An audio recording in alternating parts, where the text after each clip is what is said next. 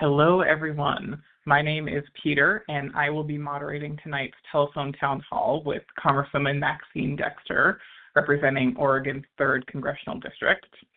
Congresswoman Dexter is excited to hear directly from you for our 5th telephone town hall of the year.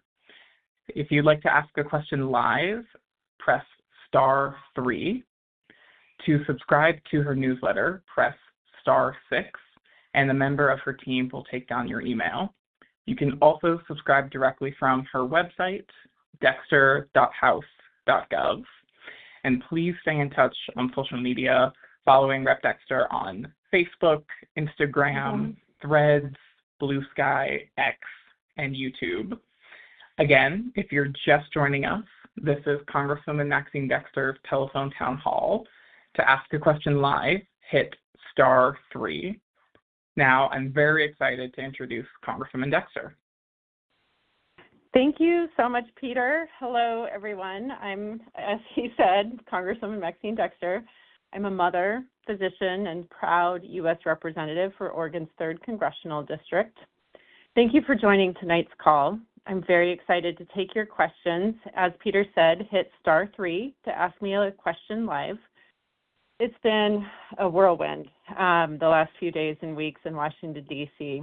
And today, Senate Republicans are pushing through what can only be called Trump's one big, ugly betrayal bill. The Senate's version is somehow worse than the House version. It's so bad that even Republican senators are speaking out against it. It's the largest wealth transfer in U.S. history, taking resources from working families to fund massive tax breaks for billionaires. It cuts Medicaid, stripping as many as 17 million people of their health care. It slashes clean energy investments, driving up the cost of wind and solar, making blackouts more likely, and raising utility bills for families nationwide. It cuts food assistance, delivering the biggest cut to nutrition programs in our country's history. That means taking food off the tables of children and working-class families. And all of this is just to hand their wealthy donors and corporations another tax break. They're trying to hide behind the words like waste, fraud, but we know better. It is reverse Robin Hood. This is literally about stealing from working families to benefit billionaires. And let's just be honest, this bill is ugly. It's cruel, and it's a betrayal of the American people. And for me, this is personal. I grew up in a working-class family. Government investments, whether it was Sesame Street, public schools, libraries, or health care that was affordable, empowered me to become who I am today. And these federal investments are what helped me become the first in my family to graduate from college and go on to medical school. I will never stop fighting so that every working-class child has the same opportunities that I did. And they don't right now. That's just a fact. And that's why we need to stop this big, ugly bill in the House when it comes up for a vote. Republicans are counting on you not paying attention. That's part of why I'm holding this town hall tonight, to keep you informed, answer your questions, and make sure you have the facts. I know it can feel exhausting to stay engaged, but your persistence, your courage, and your voice keep me going, fighting for Oregon every day. If you're not already subscribed to my newsletter, please press *6, and a member of my team will take down your email and get you signed up. You can also visit my website directly, Dexter, DEXTER.house.gov to subscribe. Again, you can ask a question tonight by hitting *3. And another way to stay up to date with me is by connecting on social media. I'm on Facebook, Instagram, X, Blue Sky, Threads, and YouTube. Please follow me to stay up to date on what I'm doing on a daily basis. Once again, thank you for being here. I'm looking forward to this conversation, and hit *3 to ask me a question live, and we'll get to the questions. Thank you so much, Congresswoman. Now I want to introduce one of Congresswoman Maxine Dexter's phenomenal caseworkers, Jeff. Our caseworkers are bilingual, and we offer translated materials. Si desea un resumen de esta reunión, hacer una pregunta o necesita ayuda con una agencia federal, por favor, contáctenos 503-231-2300 o en línea en dexter.house.gov. Gracias por estar aquí esta noche. Esperamos poder responder a sus preguntas. Thank you so much, Jeff. Now on to the questions, and we are going to do a first for telephone town hall. We are going to go to one of the questions that was asked online. So Congresswoman Chris wants to know, what are you doing to protect Oregon's public lands from Trump? Oh my goodness, Chris. Thank you so much. And the first thing I'm going to say is all I'm doing is helping elevate the voices of the people across this country, and especially in Oregon, that have spoken with a unified voice, no matter what their party, that they do not want public lands in anyone else's hands. So what happened is I joined a environmental caucus that we've been working together throughout this session so far, and it's with the Lands, Water, and Nature Task Force, and that is condemning this Republican repeated but ultimately failed attempt to sell off our public lands. That was in the big, ugly betrayal bill, and it has been stripped. Utah Senator Mike Lee removed it because it was so unpopular, and it was really the people speaking out that made this possible. So what they were doing effectively was trying to sell off our public lands, assets that we can never get back, to offset billionaire tax breaks. And it was so unpopular that Utah Senator Mike Lee withdrew it. But let me be clear, it is not off the table. He is very committed to trying to use federal lands for housing in particular, but for other uses. And data centers have been brought up as well as a potential use of federal lands. And the problem, as we all know, is once you give them away, you're never getting them back. And they're not even selling them for top price. It's an insider game, giving them away effectively to corporations and connected individuals. So thank you for the question, Chris. I'm absolutely committed to making sure this does not become policy, but it wouldn't have happened without all the people who spoke out. So just one win that we can all be proud of and build on against this bill. Wonderful. Thank you, Congresswoman. Now up next we have Dean from North Portland. Dean, you are live with the Congresswoman. Hi. I just was wanting to call in to say I'm a live-in caregiver for my parents who are both disabled. My father has Alzheimer's and my mother is hemispherically paralyzed. We've been in North Portland our whole lives, was born and raised here, and just wanted to thank the Congresswoman for the good trouble that you're being out there. We voted for you. We were happy when you took over for Blumenauer, and we see you everywhere. We see you out there. We see you representing us, and my parents are a very fiery bunch, and we just wanted to thank you for representing North Portland the way that we like to be represented, and we want you to just keep up all that hard work and good trouble for us, so thank you. Oh my goodness, you almost sincerely brought me to tears. Thank you so much for reaching out, and thank you to your parents. And I know how hard it is to take care of your parents and also maintain sanity with everything going on. And just thank you, Dion, for just sharing your perspective. It means a lot. This is a labor of love. It's a privilege. It's an honor.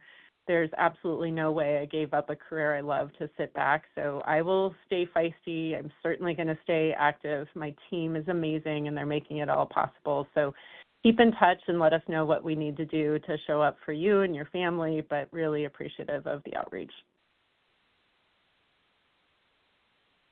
Wonderful. All right. Up next, we have an online question from Jackie. Is there any way this budget will not pass? Jackie, that's a good question. there's always a possibility, and we generally do not give up on a bill when you're in the majority until things are past the point of no return, and we are not there yet. I say that as somebody who came from the majority in Oregon, and now as somebody in the minority, I know that's exactly what we need to continue fighting. The reality is that Donald Trump very much wants this bill to pass, and he's putting inordinate pressure on Republicans to get it done, and yet they know it's extremely unpopular. Cutting Medicaid, it's health insurance, and cutting 16 to 17 million people from their health insurance after they finally have the most insured population, or we have the most insured population across this country, is absolutely insane. And people want their health insurance. Speaker Johnson has one of the highest Medicaid populations in the country.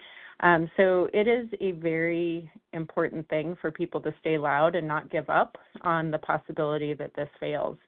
We only need 4 senators to vote against this bill, and we already know that there are a couple Republican senators who did not move to advance it, so we're going to keep fighting it. I'm going into D.C. tonight on the red eye so that I can testify in the Rules Committee and offer more amendments against this bill.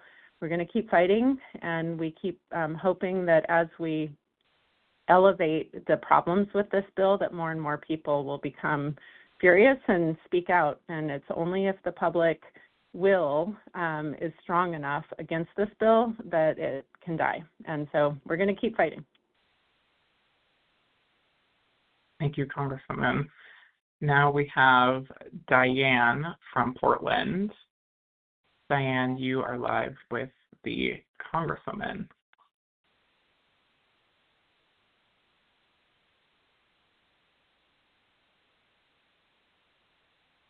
Looks like we may be having troubles grabbing Diane.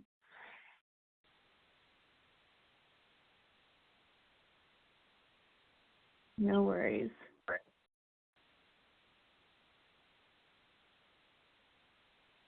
Should we move on to another question? Yes. Up next we have Norma from Portland. Norma, you are live with the Congresswoman.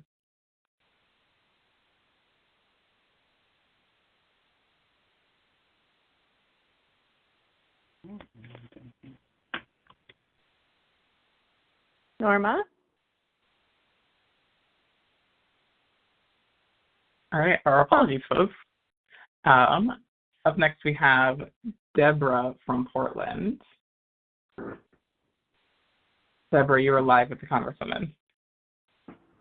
Hi, I just wanted to know what is going on with all the money that was given to Oregon for the houseless community, because in Portland, they are not taking care of our houseless, and they are just letting them fall into fentanyl traps. What are you able to do about making Portland be accountable for our houseless people dying on the street and from fentanyl? Yeah, thank you so much, Deborah. This is an issue that I spent a great deal of time and focus on at the state level, and have continued with my team to really focus on it at the federal level. So the fact of the matter is Portland, as you know, has many different levels of government with input on this. So the housing issues are overseen by both the city of Portland as well as the county, Multnomah County, as well as the state. And there is a minority of investment and oversight that comes from the federal government, but really it is our local and state governments that have the majority of the input on that. And Governor Kotek has been extremely focused on this issue, as has Mayor Keith Wilson. So the mayor has, committed to ending unsheltered homelessness this year and is working very hard towards that. And he and I speak very regularly, and I know he's built a strong relationship with the county chair and the commissioners. So I am seeing enormous momentum building, and they're investing in it at the city level. And the state just passed a budget with a hard decision. They had to make a really hard decision, and they put $200 million towards shelter investment that could have gone to rental assistance to keep people in their homes. But to your point, the unsheltered homelessness is really something that our state is trying to decrease and get people into housing, or at least into shelter. So that is the first step. Now, the mental health component and treating addiction is a very different issue, but absolutely intersected, as you very aptly addressed.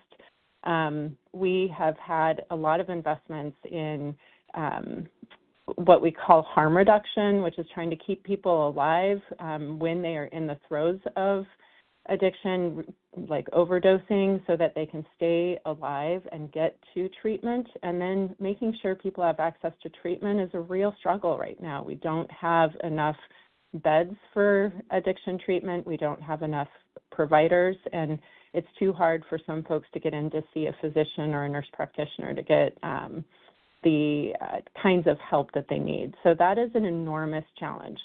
One other thing that I know has been a focus is getting fentanyl out of our communities. And I know part of that is, securing the borders and decreasing immigration or unlawful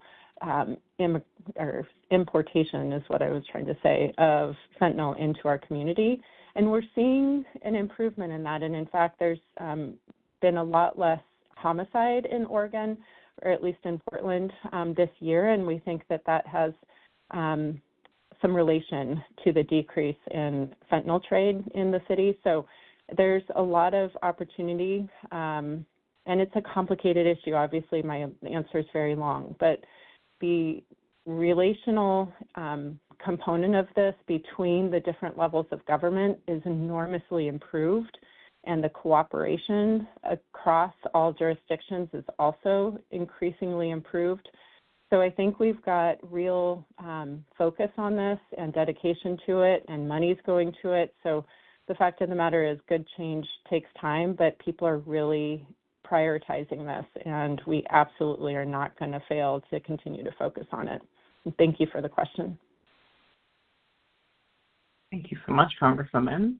Up next, we have Michael from Happy Valley. Michael, you are live with the Congresswoman.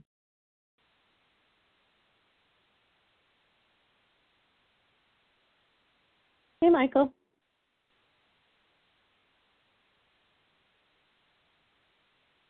Michael, you there?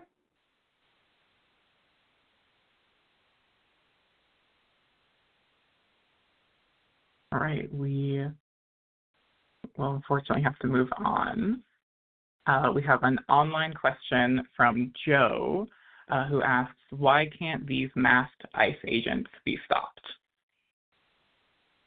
That is absolutely a focus. Our team is working with Representative Jasmine Crockett to try to form a policy on that right now. It is reprehensible, illegal, so many things, but we need to make it explicitly banned from happening. That has not been explicit yet.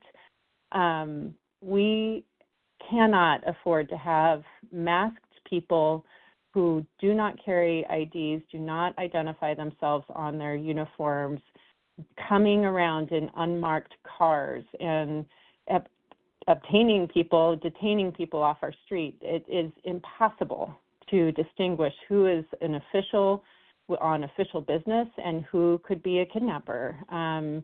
So it is frightening, not just for our immigrant families, but for everyone right now. And it is dangerous, and it is absolutely something that we are focused on.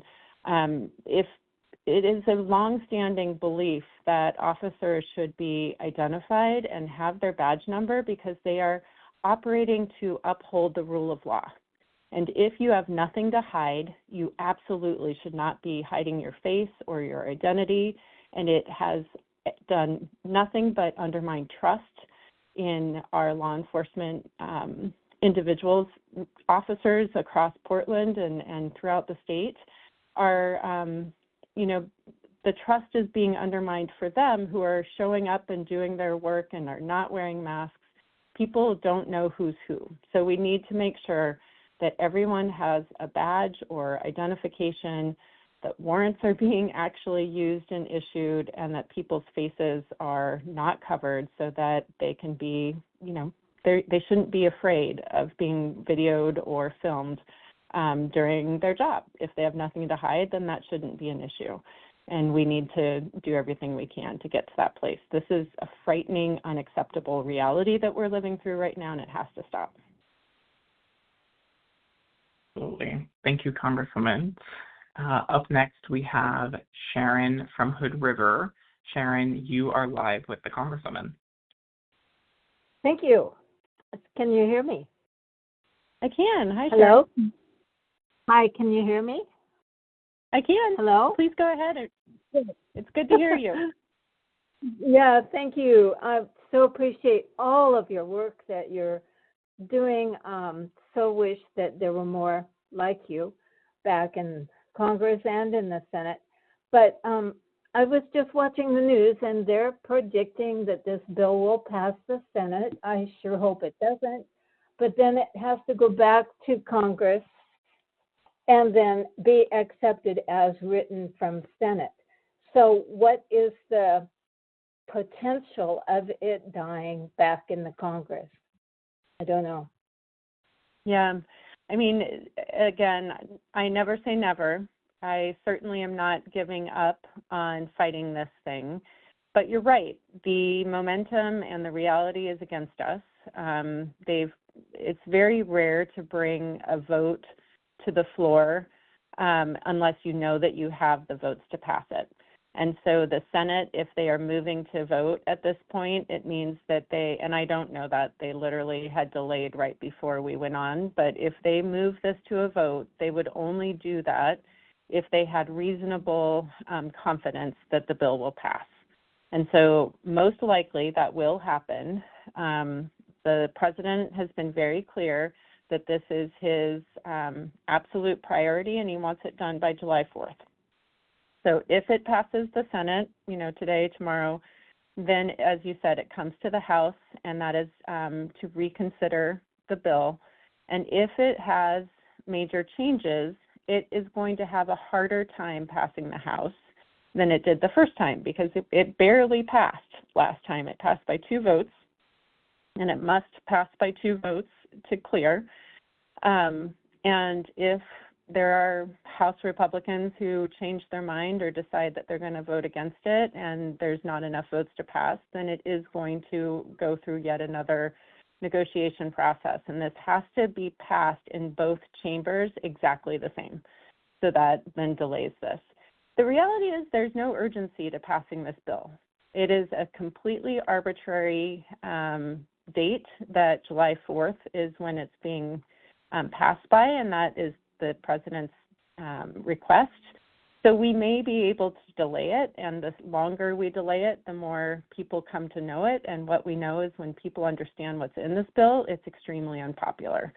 So I think delaying is still a win, but frankly, it is extraordinarily important to the president that this passes, and so there's an incredible amount of pressure on the Republicans to get it done. So we're fighting a tough uphill battle, but we're going to fight, and I'm going to be putting in multiple amendments to the Rules Committee tomorrow.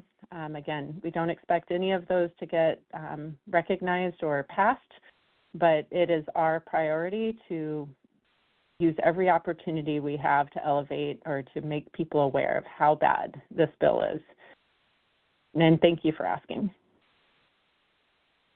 Thank you, Congresswoman. Up next, we have Jim from Portland. Jim, you are live with the Congresswoman. Hello, my name's Jim Huntington, retired Army vet, 20 years. My question is about DOGE and the jobs lost in the government industry and in the VA. And, our environment, the national forestry and all that stuff.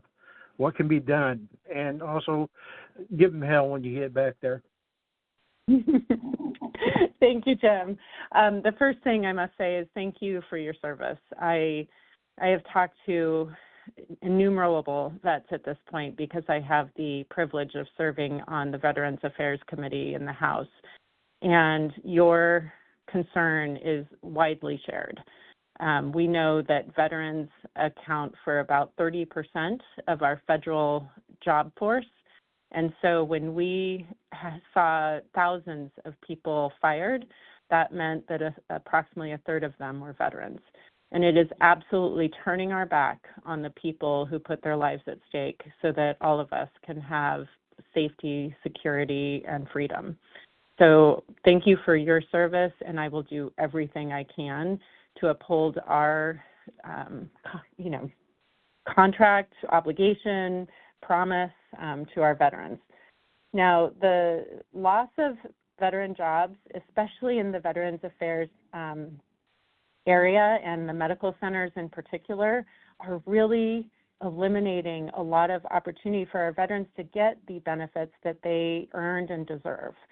For an example, when we just had a hearing last week about housing and the mortgage loans that are secured by our federal government for our veterans.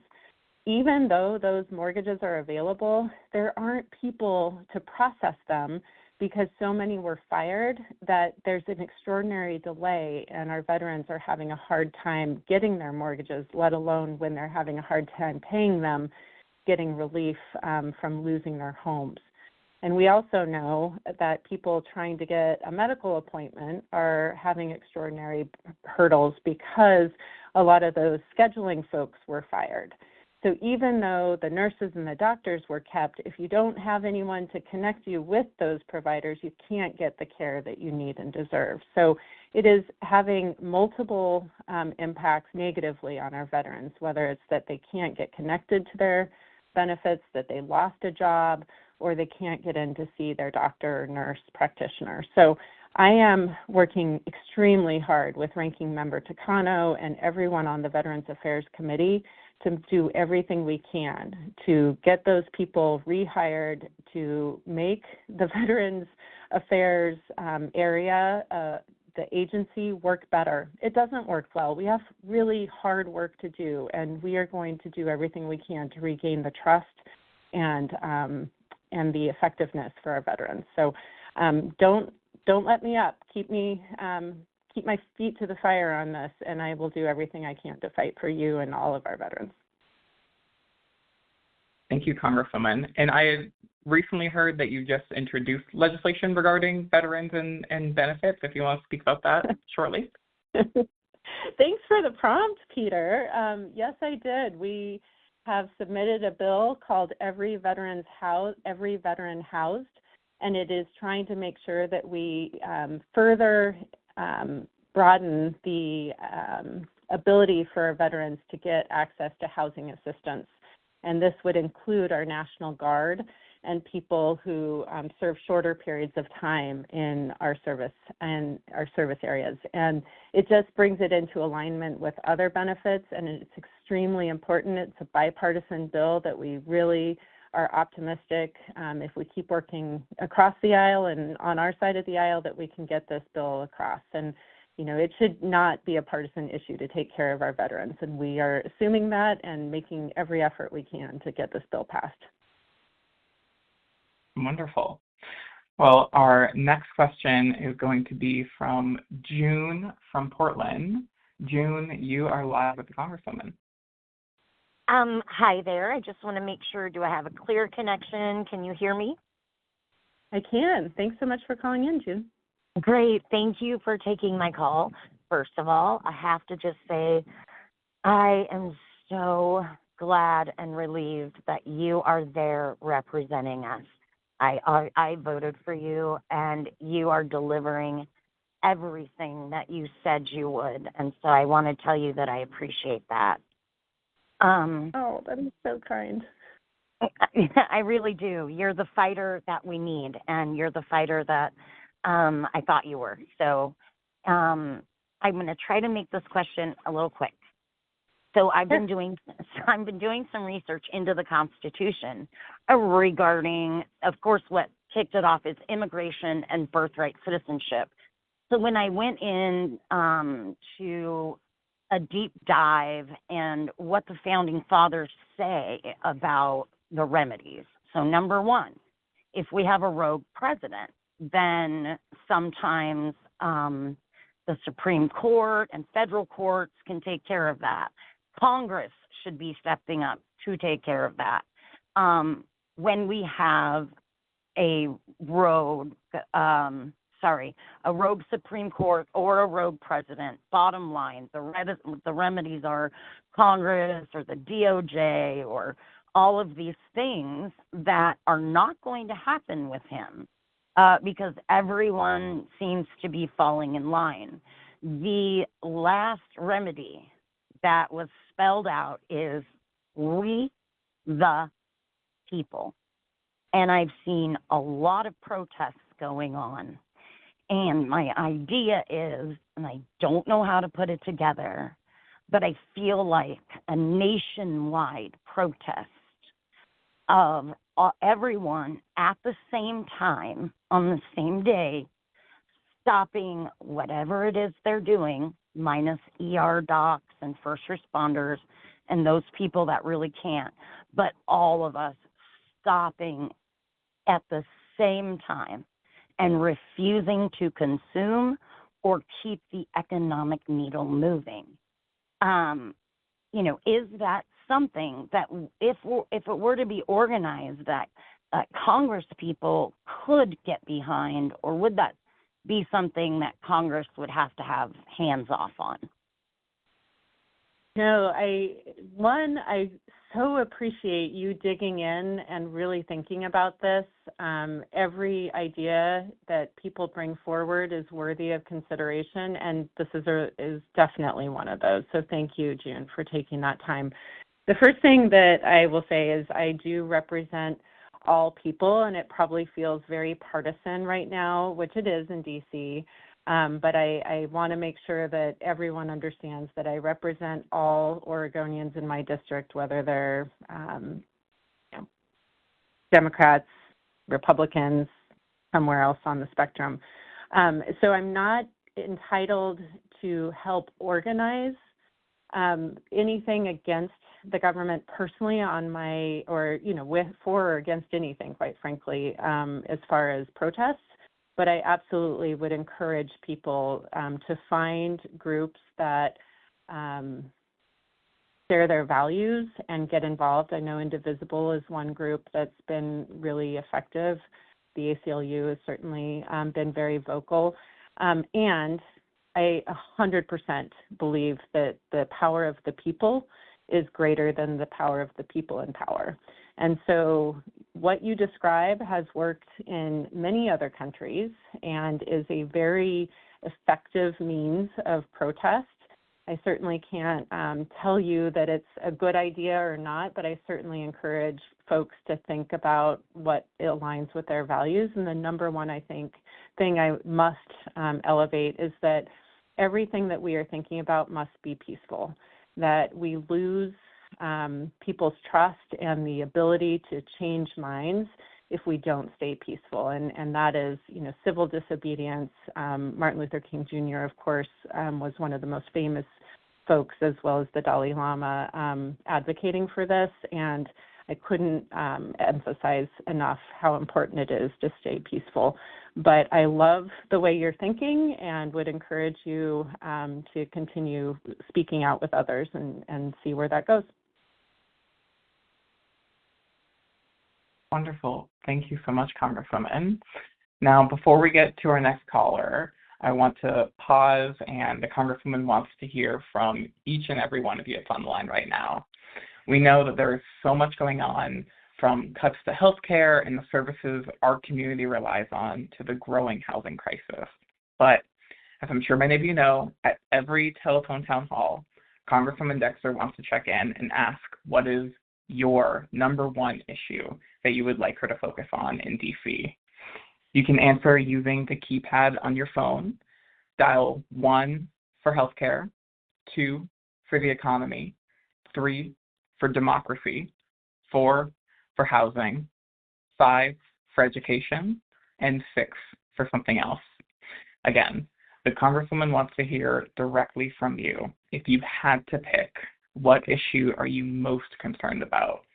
That's dial 1 for healthcare, 2 for the economy, 3 for democracy, 4 for housing, 5 for education, and 6 for something else. Now, as we wait for responses to come in, I want to highlight again that if you need help with a federal agency, please do not hesitate to reach out to our office at 503-231-2300. Our bilingual caseworkers can assist you, and we offer translated materials. Si desea un resumen de esta reunión, hacer una pregunta o necesita ayuda con una agencia federal, por favor, contáctenos al 503-231-2300 o en línea en dexter.house.gov. Gracias por estar aquí esta noche.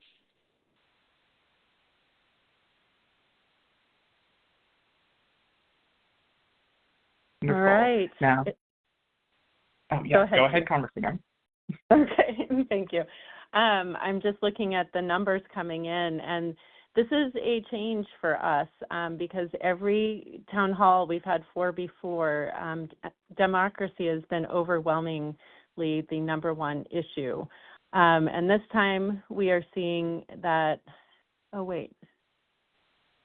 I'm seeing something different than what I'm seeing. So, y'all, I see that immigration is the top issue, with 67% of people voting supporting immigration being the number one issue that's on their minds. And we have almost 5,500 people who've been on the call so far. Our second most common is democracy at 11%, healthcare at 10%, and other at 7%.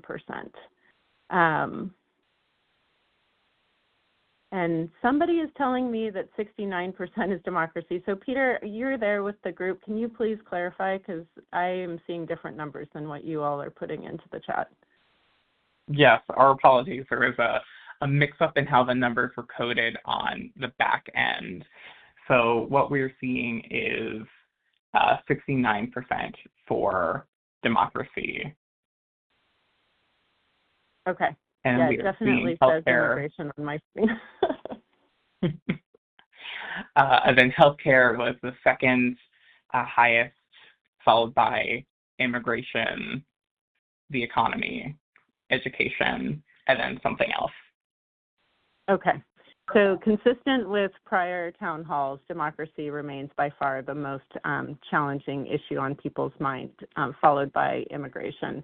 And that is consistent with what we are hearing when I'm talking to folks and when I'm out in the communities. And I'll just be really clear, as hopefully everyone here knows, I am committed to doing everything I can to defend democracy as well as the rights of our immigrant neighbors. And these surveys are really important, and we do have it coded appropriately. So if you're concerned about the lack, it's just the way that it was coded on my screen. So we do have your numbers here, and it is really helpful to us to know how you're feeling. And having these point-in-time counts is really helpful for me to know that I'm still on the right track. And what I also want to be clear about, it is clear our democracy is sick. And I agree that it should be our top priority right now. We are seeing consolidation of power in the executive branch, our judicial branch handing over some of their power to the point that we were just discussing with Julia, I think, who was talking about how do you fight back when the rogue president and the Supreme Court are not taking action. It is not the way our system is built to have so much consolidation of power in one branch, and that branch is overarching the decisions that the legislative and judicial branches are making. That being said, our Department of Justice, our attorneys general, They are fighting back, and I will continue to work with Attorney General Dan Rayfield, who is doing remarkable work here in Oregon and across this nation. We have really vigorous attorneys general fighting for us. So don't give up. Our democracy is sick, but it is not broken. It takes all of us caring about it and elevating the importance of it. And we need to build a better path forward. We can't just be against Trump. We have to work toward a future where every Oregonian can live a full and authentic life with stability and opportunity. We have to be for something. And I think to get there, our democracy has to work. So right now, we are all struggling with the fact that Republicans are slashing Medicaid, food assistance, and clean energy investments to fund tax breaks for billionaires. But the power of the people can push back on that. And I came to Congress to build an economy that empowers working families like the one I grew up in. People need to be able to not just struggle to survive, they must be able to thrive. So I'm going to work on all the things that I came to Congress to do still while we focus on the democracy issue, because frankly, as a doctor, a mother, and a lawmaker, I'm used to doing multiple things at once, and we can and we will. My team is amazing, and we are doing multiple things at the same time because we are focused.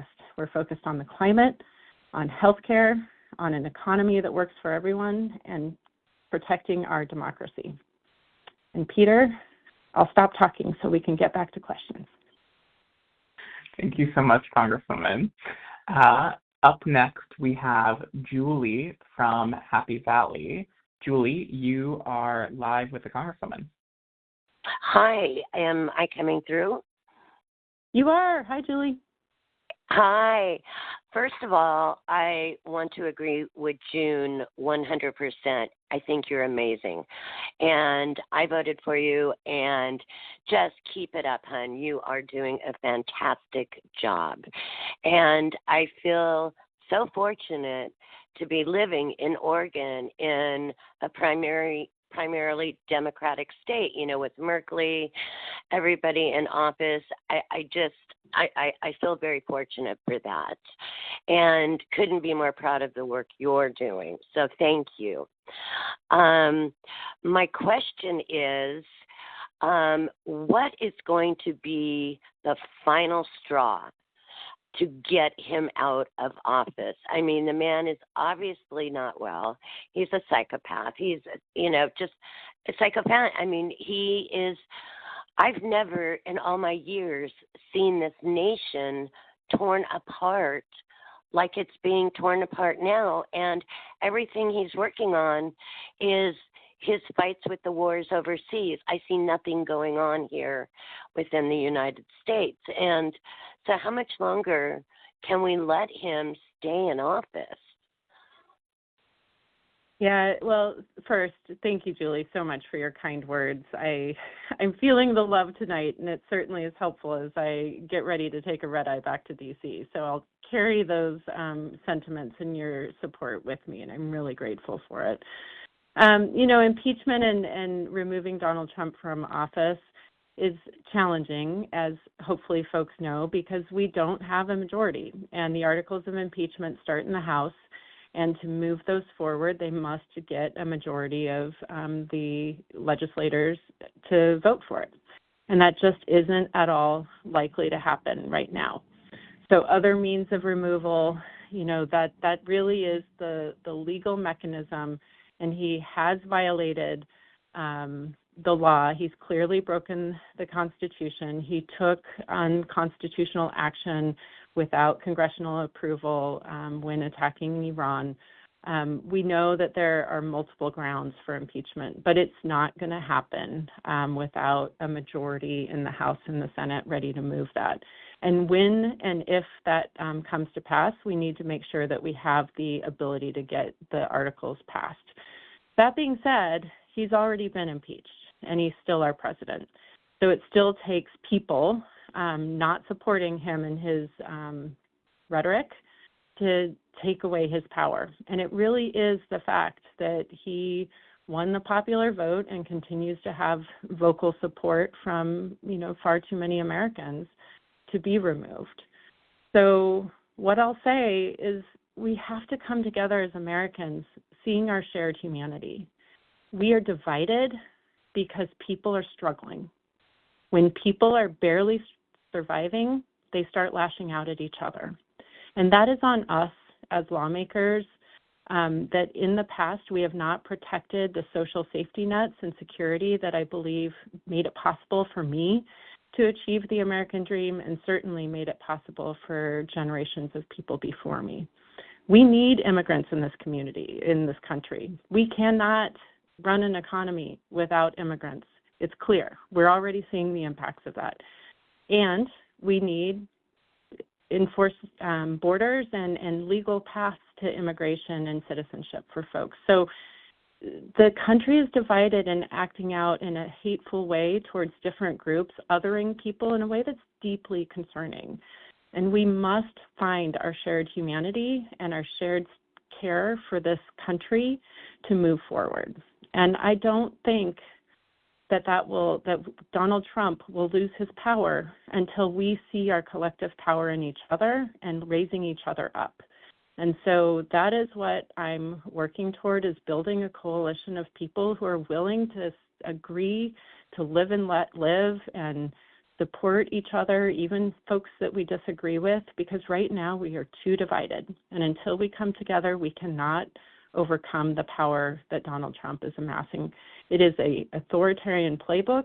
It is absolutely something that's played out over history, and fear and division is how he gets power, and we can only rebel that by coming together and seeing our shared humanity. And I will keep fighting for that. I'm a doctor. I'm a mother. I do not believe that we are stronger divided. We must be stronger together. Thank you so much, Congresswoman. Up next, we have Julia from Portland. Julia, you are live with the Congresswoman. Hi, Ms. Dexter. I hope you can hear me. I can. Hi, Julia. Hi. My main question is concerning the ICE facility itself. I know that there is talk, and you gave some great information about identifying the ICE agents, but I was curious if there was talk among you and your colleagues about the ICE facility that is in South Portland itself.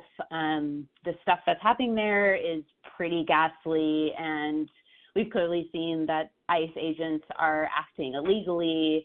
There's people that are impersonating them, really scary stuff. So knowing that there's a permit and ICE is acting illegally, what can be done, and if there's any collaboration between you and city government to address this, because it's really getting scary. Yeah, without question. And, you know, the first thing I'll say is there is coordination across different government entities as well as with advocates in the community. And I, in fact, just had a meeting today with Oregon for All, which is a coalition of groups, including the ACLU and the Law Lab and many PERC and all kinds of groups, Latino Network, who are working together to protect immigrants. And we spoke specifically about the McAdam, the Southwest Portland facility, because it has been the focus of protests and frustration.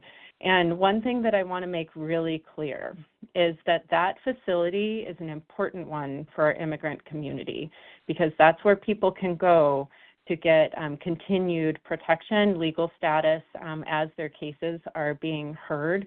And if that is removed, then we lose the visibility of whose cases are continuing and whose are being stopped or handed over, which then, as we all have seen, allows for ICE to detain people because they no longer have legal status.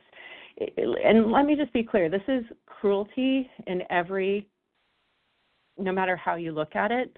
the fact that people with legal status in immigration court are having their cases dismissed so that then they can be detained and removed from this country is not about getting criminals out of our country. It is about cruelty and just removing numbers of people. So that is 100% what these groups are fighting against. And Oregon for All and PIRC is the Portland Immigration Rights Coalition, and there's lots of other groups. And what I promise is that having legal observers and knowing people's rights and working together to be present and witness to the actions that's happening in immigration courts as well as at the facility is really important. So they do training regularly. I certainly cannot, recommend people do this unless it is consistent with their concerns and their desires. But getting trained on how to be a legal observer and make sure that we are mobilizing as many people in our community to protect our immigrant neighbors is absolutely something that our office, will help communicate people to, so you can reach out to us and we can get you in contact. I am not an organizer for the group. I just am supportive of the cause, and we all have to, decide where we put our time. But very much appreciate your concern for the stability as well as the legality of our immigrant neighbors. And if we take away the McAdam facility, it really undermines the ability of our people in our community to go through the legal process of getting asylum or getting permanent legal status or becoming citizens. So please know that that facility does not detain people. No one is kept there overnight. It is not a jail facility or a detention facility. That is in the Northwest Detention Facility in Tacoma, Washington. That's where our local regional one is.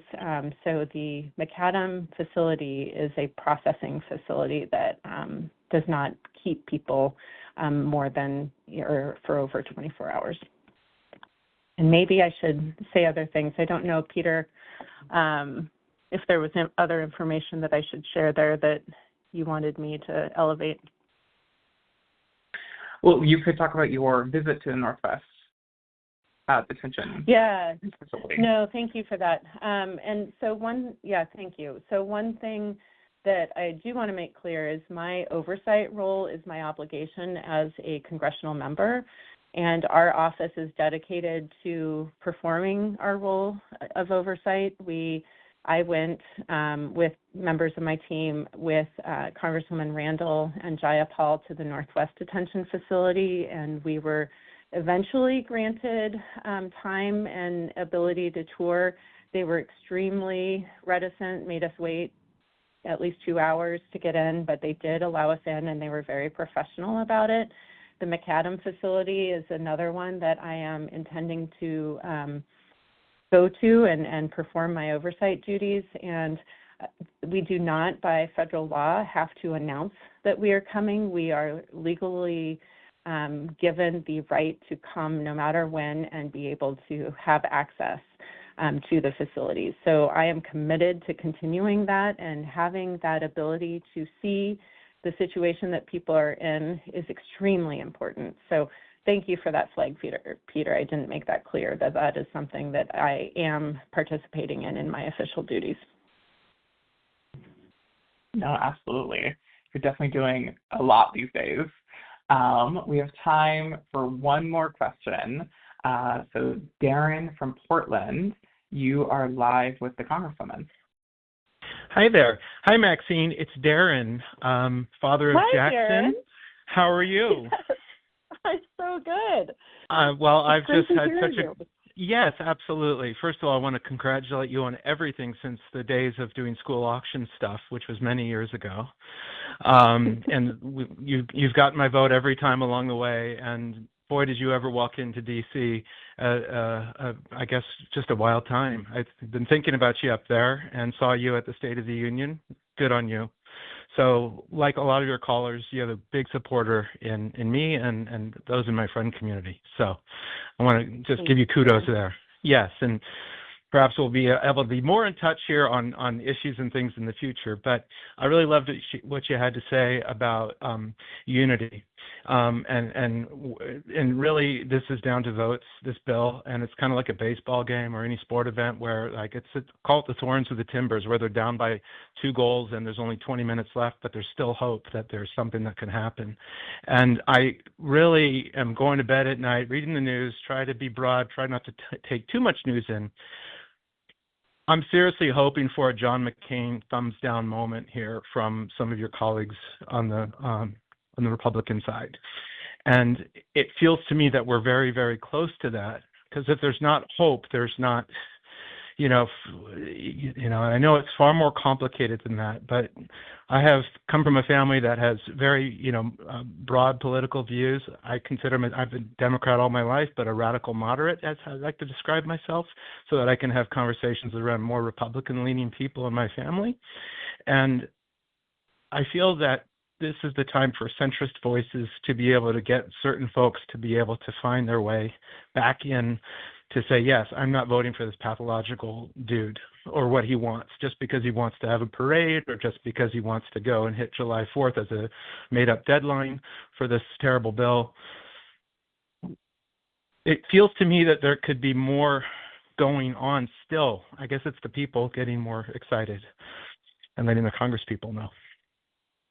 Yeah, well, thank you. It's so good to hear your voice. And for those listening, our kids went to school together. So when he was talking about the auction, it was our school trying to keep our school alive. And so what you say is extremely important and deeply appreciated. And just for people's background who don't know, I grew up in a bipartisan family. My dad is still a very conservative Republican. We agreed to disagree on things, and my one stepsister is a Republican, one's a Democrat, and my brother is a moderate Democrat, and we all continue to have holidays together and have conversations because I am dedicated, and my family has been dedicated to understanding that differences of political opinion do not mean that we are bad people or not worthy of hearing. And in fact, I have learned that listening to counter opinions makes my ability to voice my why stronger. And so I always am committed to hearing all perspectives, and I welcome any constituent to reach out to me. I will say things that you vehemently disagree with, and I want to hear from you because I do learn, and I think it's part of being a scientist and a doctor that you want to hear all the information and then make the best decision you can. And when data convinces you that you're wrong, you change your mind. And that is important for all of us to come to the table to listen and understand. And that is not what we are doing in government right now. As a doctor, I never took care of a Republican or a Democrat. I just took care of people. And what I know is that when people are vulnerable and when they're scared, they're always going to do everything they can to protect themselves and their families. And when you're struggling, it's hard to have capacity to see others and their struggles because you are struggling. So I think that's the core of why we are where we are is too many people are struggling. They don't have the ability to have awareness of others and to help others right now because everyone is struggling too much. And we've got to fix that. I think that's the core. People need stable economics and stable communities and resilient communities. And we all agree on that. I don't know of any person who wants to raise their children in poverty or in an unsafe community. We need good jobs. We need good education. We all agree on the vast majority of things. And so I don't know if it's coming to the middle and being moderate or it's being radically patriotic and wanting to get us back to a place where investing in the middle class and expanding in the middle class is what we do to stabilize our democracy. And I very much believe that income inequity and the loss of our middle class is why we are where we are. Our democracy has always been strongest when our middle class was the biggest. And that is what I'm going to focus on. And that's why economic opportunity is one of my top 3 issues, because when everyone has the ability to live a full and fulfilling life, whoever they are, and accepting by their neighbors, we all are going to do better. And that includes immigrants, that includes everybody. And so I do think that radical moderate perspective is something that I understand very well, but I think it's also being courageous and not being tinkering around the edges. We've got to reinvest in truly stabilizing the middle class. And what this big, ugly bill is doing is absolutely the opposite. So I'm going to fight like hell, as you said. We're coming up to the end of the game, but you never lose hope. And if anything my life has done, it's given me great reason for hope. I've beat the odds over and over again, and you will not tire me out. I will keep fighting. I will keep doing everything I can, and we will do this together. And I think it's 6:45, so I've got to stop talking. Thankful for everyone being here. And Peter, I hand it back over to you. Well, thank you, Congresswoman, and thank you, everyone, for joining us this evening, and apologies for the technical errors. We'll make sure next time we're powered by a little more caffeine. Thank you all for joining us, and I hope you have a fantastic rest of your evenings with your loved ones. Take care.